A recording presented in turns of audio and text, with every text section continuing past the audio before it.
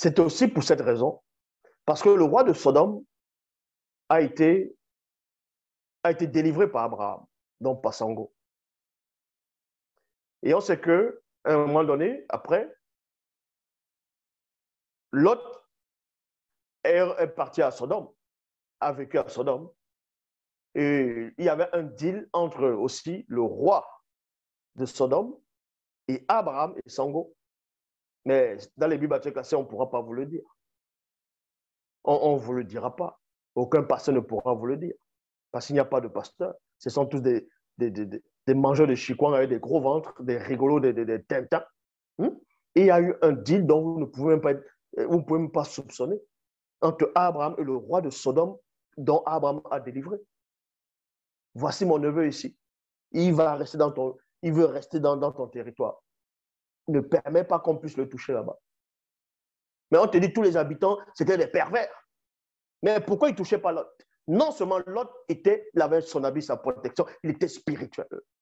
Mais dans le physique, il y avait la reconnaissance du roi de Sodome parce que Abraham l'a délivré. Mais il ne pouvait pas se toucher, permettre que les sujets touchent Lot. Voilà, vous parlez de la théologie, vous parlez de l'étude biblique, vous ne savez rien. Mais on vous dit ici, il ramena aussi Mboti son neveu avec ses biens, ainsi que les femmes et le peuple non initié à la sorcellerie. Après que Sango fut revenu vainqueur du combat spirituel contre le chef des rois et sa troupe, le roi de Weya. Le roi de Weya, c'est-à-dire de Sodome, sortit à sa rencontre dans la vallée mystérieuse,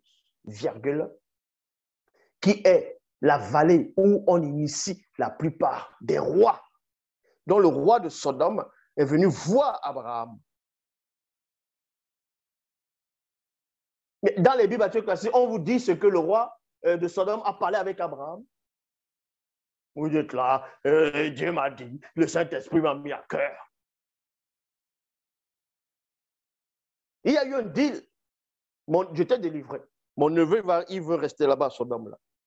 Donc, là-bas, là, on ne le touche pas là-bas.